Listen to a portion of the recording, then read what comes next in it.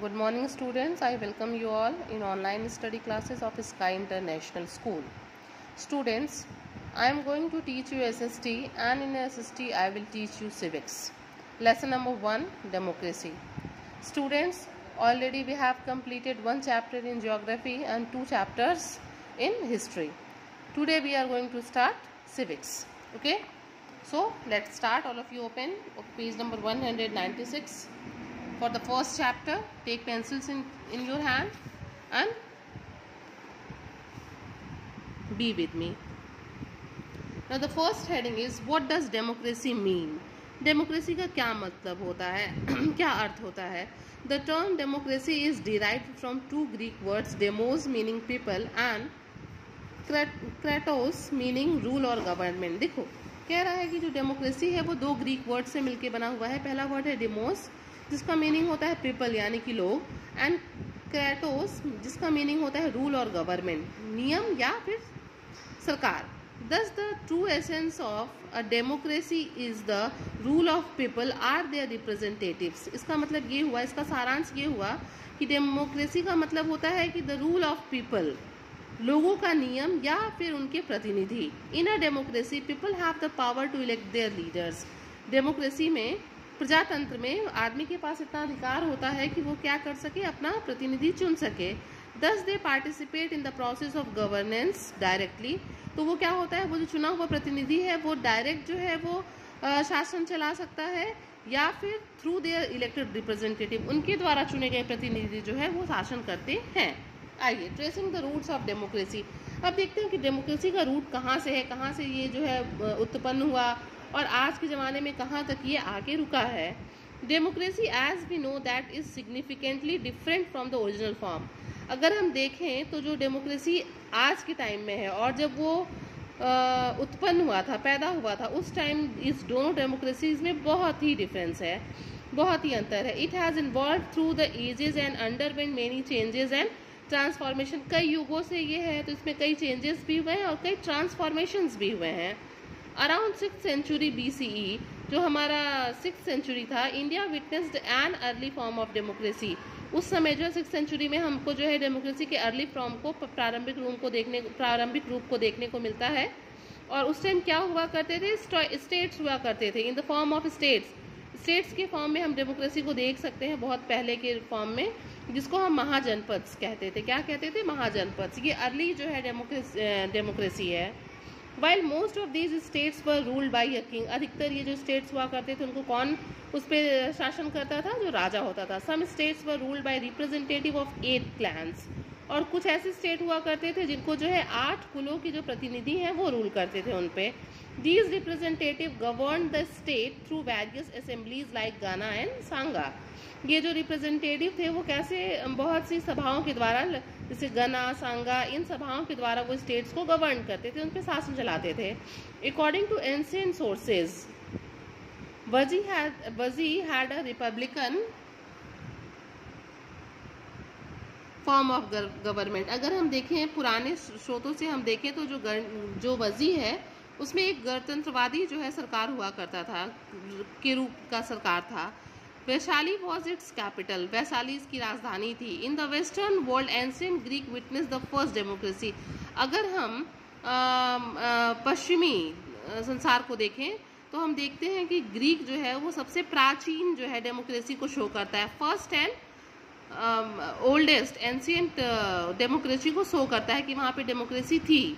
In the Greek city state of Athens, in the Greek city state of Athens, Athens की Greek city में all the adult mail population of the city formed a body called the assembly. वहाँ के जितने भी mail लोग थे वो एक अंग का निर्माण करते थे जिसको हम असेंबली, सभा कहते हैं. And participated in the decision making process directly. और वो डायरेक्टली उसमें जो है असेंबलीज में पार्टिसिपेट करके कोई भी डिसीजन मेकिंग करते थे, कोई भी निर्णय लेना होता था तो उसको लेते थे. Following this 3 events shape the history of modern democracy. अब यही देखिए यहाँ पे हम 3 स्टेप्स को पढ़ेंगे. इन्हीं 3 स्टेप्स से पढ़ के हमारा क्या हुआ, मॉडर्न डेमोक्रेसी जो है वो शेप्ड हुआ. आइए हम पहला देखते हैं क्या है, फर्स्ट पॉइंट क्या है हमारा. First event in Britain, the nobles who assisted the king introduced a document called Magna carta. Britain में जो नोबल्स हुआ करते थे, जो किंग को सपोर्ट करते थे, राजा को, उन्होंने क्या एक डॉक्यूमेंट, एक पत्र जो है, एक राजपत्र जो है, वो राजा को सौंपा, जिसको मैग्ना कार्टा कहते हैं, limited the power of Kings. इसमें क्या होता है, इसमें राजा को जो अधिकार प्राप्त हैं वो लिखे होते हैं। It was written by a group of 13th century nobles of protect their rights and property against the monarchy. क्या है इसमें जो है, it was written by a group of 13th century nobles, ये जो है 13वीं शताब्दी के नोबल्स के द्वारा लिखी गई है, टू प्रोटेक्ट, अपने अधिकारों को सुरक्षित करने के लिए, एंड प्रॉपर्टी अगेंस्ट, किसके, जो मोनार्च हुआ करते, जो एकाधिपत्यवादी हुआ करते थे, उनके अगेंस्ट अपने प्रॉपर्टी और राइट्स को जो है वो सुरक्षित रखने के लिए इसको इसमें लिखा गया। The British colonies in North America declared themselves independent. जो ब्रिटिश कॉलोनीज थे उन्होंने नॉर्थ अमेरिका के जो ब्रिटिश कॉलोनीज थे उन्होंने अपने आप को जो है इंडिपेंडेंट, स्वतंत्र घोषित कर दिया ब्रिटेन से कि वो अब स्वतंत्र हो गए 1776 में, ब्रिटिशर्स से वो स्वतंत्र हो गए। And adopted a democratic constitution in 1786। 1776 में वो पहले तो इंडिपेंडेंट हुए, उसके बाद 1787 में उन्होंने क्या किया, डेमोक्रेटिक कॉन्स्टिट्यूशंस को अपना लिया। The new government of USA adopted the bill of rights which granted civil rights to its citizen. जो यूएसए था उसने क्या किया, एक बिल ऑफ राइट्स को उसने जो है अडॉप्ट किया, अपनाया। उसमें क्या था, विच वॉज, जिसमें जो है वहाँ के नागरिकों को कुछ अधिकार प्राप्त थे उस बिल में। Soon after, in 1789, taking inspiration from the British colonies, there was a revolution in France, which transformed, ऐसे ही इनको soon after 1789 के बाद ब्रिटिश कॉलोनीज से इंस्पायर होके एक फ्रेंच रिवॉल्यूशन हुआ, which transform power from the kings and nobles to the common people. जिससे क्या हुआ, वो जो राजा को और जो नोबल्स को अधिकार प्राप्त थे, उससे वो ट्रांसफॉर्म होके कुछ अधिकार जो है वो कॉमन पीपल को भी मिले। This led to the establishment of the French republic based on the principles of liberty, equality and fraternity. इससे क्या हुआ, इससे एक फ्रेंच रिपब्लिक बेस का जो है तैयार हुआ, और ये किसके नियमों के आधार पे, स्वतंत्रता के, समानता के और फ्रेटर्निटी, भ्रातृत्व के आधार पे जो है इसका निर्माण हुआ। अब हम देखते हैं फ्रीडम एंड डेमोक्रेसी, जो हमारी स्वतंत्रता है और हमारा जो प्रजातंत्र है। Most countries of Asia and Africa had been colonized of European powers such as Britain, France, Italy, Holland and Germany. These colonies waged a long struggle for freedom for their foreign rules. ये जो colonies यहाँ पे दिखाए गए हैं Asia और Africa के, इन लोगों ने क्या किया, एक इन्होंने संघर्ष छेड़ा, किस लिए, अपने आज़ादी के लिए। जो फॉरेनर्स का इन पे रूल था उनसे स्वतंत्र होने के लिए इन लोगों ने एक संघर्ष छेड़ा। After the end of the second world war in 1945, द्वितीय विश्व युद्ध के बाद 1945 में द्वितीय विश्व युद्ध के बाद many countries gain independence from colonial rulers. बहुत से देशों को जो कॉलोनियल रूलर थे ब्रिटिशर्स के, उससे इनको स्वतंत्रता मिल गई। Various factors such as end of supremacy of the European nations, emergence of USSR and USA as a major power and the formation of the United Nations help the colonies in breaking the shackles of foreign rulers. इससे क्या हुआ, इनके बनने से जो colonial ruler थे उनको एक यूरोपियंस का सुपरमेसी था कि वही सब कुछ है, उन्हीं का सारा वो चलेगा। लेकिन धीरे धीरे इनका खत्म होने से क्या हुआ, emergence of USSR and USA as a major power and the formation of United Nations help. क्या हुआ, यूएसएसआर और यूएसए जो है ये दोनों को आपस में मिला दिया गया, इमर्ज हो गए ये, और एक और पावरफुल, इससे भी पावरफुल जो है एक संस्था का निर्माण हुआ जो यूनाइटेड नेशंस है, और उसने जो है हेल्प किया इन लोगों को कि जो फॉरेन रूलर्स हैं उनसे अपने आप को स्वतंत्र कराने में। After achieving independence most of these Asian and African countries adopted a democratic form of government. स्वतंत्रता पाने के बाद ये जितने भी एशियन और अफ्रीकन कंट्रीज थे, इन लोगों ने डेमोक्रेटिक गवर्नमेंट को अपनाया, फॉर्म ऑफ गवर्नमेंट को अपनाया। India became free from British rule in 1947। जैसा कि हम जानते हैं जो हमारा देश है वो ब्रिटिशर्स से जो है 1947 में स्वतंत्र हो गया, उनकी चंगुल से निकल गया, इंडिपेंडेंट हो गया। She choose to be a democracy and continues to be the largest democracy in the world. क्या हुआ, फिर हम लोगों ने अपने देश में डेमोक्रेसी को अपनाया, डेमोक्रेसी को चुना, और लार्जेस्ट डेमोक्रेसी हुआ ये संसार का। Not all countries however have a democratic form of government. सारे कंट्रीज में जो है वो डेमोक्रेटिक फॉर्म ऑफ गवर्नमेंट नहीं है, और could continue be the democratic government for very long after gaining freedom. या फिर बहुत से ऐसी कंट्रीज है, एक तो सब जगह डेमोक्रेटिक फॉर्म ऑफ गवर्नमेंट नहीं है, और दूसरा बहुत से के पास है तो वो स्वतंत्र होने के बहुत साल बाद इसको जो है अपनाए। In 1991, the Soviet Union disintegrated into 15 republics. क्या हुआ, जो सोवियत यूनियन था वो 15 रिपब्लिक्स में क्या हो गया, टूट गया, विघटित हो गया. Many of the communist countries in Eastern Europe become free from Soviet country. बहुत से जो साम्यवादी देश थे वो जो है सोवियत यूनियन के कंट्रोल से वो मतलब फ्री हो गए एंड बिकम डेमोक्रेसीज. जब उनसे वो फ्री हो गए तो उन्होंने वहाँ पे गणतंत्र प्रजातंत्र का सरकार अपनाई. India's neighboring countries such as Pakistan, Bangladesh and Myanmar have had a mixed record. जबकि जो भारत के पड़ोसी देश हैं इनके जो अगर हम देखें यहाँ पे तो यहाँ पे मिक्स्ड रिकॉर्ड था. These countries had adopted democracy after freedom. इन देशों ने जो है स्वतंत्रता के बाद जो है एक डेमोक्रेसी को अपनाया. ठीक है, स्वतंत्रता के बाद. However, they have experienced dictatorship following a dictatorship. इसके बाद उन लोगों ने मतलब डिक्टेटरशिप तानाशाही का भी अनुभव किया. फॉलोइंग अ मिलिट्री कूप और अपराइजिंग. जब एक सैन्य उसका उद्भव हुआ तो इन लोगों ने उसको भी फील किया, डिक्टेटरशिप को भी फील किया. Bangladesh and Myanmar have made a transition from army rule to democracy. Myanmar और जो Myanmar has made transition from army rule to democracy. Myanmar एक ऐसा है जहाँ पे पहले क्या था, आर्मी रूल्स था, बाद में जो है वहाँ पे डेमोक्रेसी हो गया. आइए अब हम देखते हैं अदर फॉर्म्स ऑफ गवर्नमेंट. सरकार के जो अलग अलग जो है अदर फॉर्म्स ऑफ गवर्नमेंट है. पहला है हमारा एब्सोल्यूट मोनार्ची, मतलब संपूर्ण एकाधिपत्य. जैसा कि इसके नाम से बेटा हमको समझ में आ रहा है कि यहाँ पे सिर्फ एक आदमी का ही पूर्ण अधिकार होता था. An absolute monarchy is a system where the ruler or monarch has the power to do anything he wants to. An absolute monarchy is a system.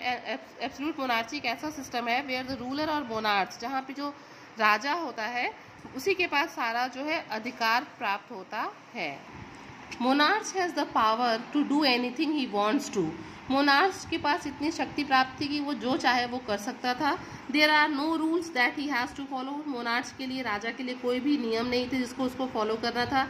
he or she is not restricted by constitutions or any kind of law. जो monarch या राजा हुआ करता था वो किसी भी तरह के नियम, कानून या संविधान से बंधा हुआ नहीं था. a monarchy is generally hereditary. जो मोनार्ची है बेटा वो हेरिडिटरी है, वो एक पीढ़ी से दूसरी पीढ़ी में स्थानांतरित होती है. And the monarch children inherit his position. और जो राजा होता है उसका बच्चा राजा बनता है, फिर मोनार्च का जो चाइल्ड होता है वो मोनार्च बनता है. मतलब ये इनहेरिट सिस्टम है. The welfare of the people is in the hands of monarch ruling them. जो लोगों का जो वेलफेयर था वो मोनार्च के हाथ में होता था, वो उसको अपने हिसाब से जो है गवर्न करता था. कॉन्स्टिट्यूशनल मोनार्च यानी कि संपूर्ण कॉन्स्टिट्यूशनल मोनार्च का मतलब हो गया यहाँ पे जो संवैधानिक एकाधिपत्य था. यहाँ पे जो मोनार्च होता था उसको कुछ रूल रेगुलेशंस के थ्रू काम करना होता था. It is a system where the powers of the monarch are defined and limited by law. यहाँ पे क्या था, जो मोनार्च होता था उसको पावर तो था लेकिन वो लिमिटेड था बाय लॉज, नियम कानून से बंधा हुआ था. Britain has a system of constitutional monarchy. Britain के पास जो है वो कॉन्स्टिट्यूशनल मोनार्ची है. Here the king and queen is the nominal head. जो राजा और रानी होते हैं वो नॉमिनल हेड होते हैं. And the administration is carried by the prime minister. लेकिन जो वहाँ का प्रशासन है वो prime minister and the cabinet, सदन चलाता है. The people elect the prime minister and other representative. जो लोग होते हैं वो प्राइम मिनिस्टर को और दूसरे प्रतिनिधियों का चुनाव करते हैं. Now come on the next heading, and the heading is dictatorship. In a dictatorship, citizens are ruled by force and the government does not have to explain its policies to the people. इसमें जो तानाशाह होता है वो लोगों को बलपूर्वक जो है ज़बरदस्ती जो है किसी भी चीज़ को मनवाता है. उसके पास कोई भी किसी भी नियम कानून का कोई एक्सप्लेनेशन नहीं होता है, वो जो चाहता है वो ये करता है. Germany was under the dictatorship of Adolf Hitler for more than a decade during the second world war. हम लोग को पहले भी पता है बेटा कि सेकेंड वर्ल्ड वॉर के टाइम में जर्मनी का एक बहुत ही फेमस डिक्टेटर हुआ करता था जिसका नाम था एडोल्फ हिटलर. उसने 10 साल तक जो है डिक्टेटरशिप किया था जर्मनी में. Similarly Italy was under Benito Mussolini rule. या ऐसे ही जो है इटली में एक डिक्टेटर हुआ करता था जिसका नाम था Benito Mussolini.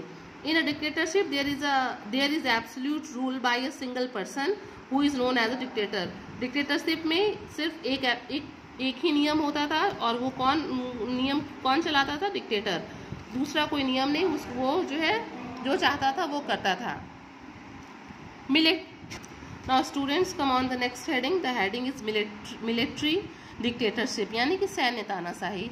A military dictatorship is a form of government where political power resides with the military. यहाँ पे क्या होता था? यहाँ पे कुछ पॉलिटिकल पावर होता था जो मिलिट्री के साथ जो है वो गवर्न करता था उस टाइम को। This all of you change the turn the page and come on page number 198। This form of government is generally headed by a dictator. ये जो गवर्नमेंट है ये भी डिक्टेटर के द्वारा ही गवर्न होता था, हेडेड होता था, उसको डिक्टेटर ही जो है वो संचालित करता था। The dictator seizes power from the ruling party or leader in the military coup does not allow elections to take place and bans all opposition. मतलब कोई ऑपोजिशन पार्टी नहीं थी, यहाँ पे कोई इलेक्शन नहीं होता था। जो डिक्टेटर होता था वही जो है मिलिट्री से जो है रूल रेगुलेशंस को लेके जो है वो अपना शासन करता था। The next and the last government is communist government, यानी कि साम्यवादी government. A communist government is a system of government which is ruled by a single party. Communist government एक गवर्नमेंट का एक ऐसा वो है जिसमें एक सिंगल पार्टी जो होती है वो रूल करती है, कोई अपोजिशन में नहीं होता है। This political party follows communist ideas. ये कम्युनिस्ट साम्यवादी आइडियाज को जो है वो फॉलो करती है as the guiding principle of the state, जैसा कि स्टेट के जो प्रिंसिपल होते हैं उसके according. A communist state believes that the poor and the working class have been exploited for years by the ruling class. इनका ये मानना है कम्युनिस्ट का कि जो पुअर क्लास है, जो वर्किंग क्लास है, जो सामान्य वर्ग है और जो गरीब तबके के लोग हैं, उनका एक बहुत लंबे समय से जो है शोषण हो रहा है। किसके द्वारा? जो लोग शासन करते हैं। They therefore want to create a classless society in which the production and distribution of goods would be equal and for everyone। इसलिए वो एक ऐसे जो है समाज का स्थापना करना चाहते हैं जहाँ पे कोई जो है सोसाइटी किसी क्लासेस में डिवाइड ना हो, सब लोग समान स्तर का जीवन जी रहे हो और सबके लिए इक्वल प्रोडक्शन एंड डिस्ट्रीब्यूशन की जो है वो सुविधा हो, जो मिले सबको मिले और बराबर मिले। They do not believe in rich and poor. वो गरीब और अमीर में जो है वो विश्वास नहीं करते। China has a communist form of government. जो चाइना है उसके पास एक साम्यवादी सरकार है। Students, now I am dropping the chapter here only. Okay, in next part, in part 2 I will complete this chapter. Till then you all just revise the chapter once or twice, go through it, and till then you all stay home and stay safe. Thank you.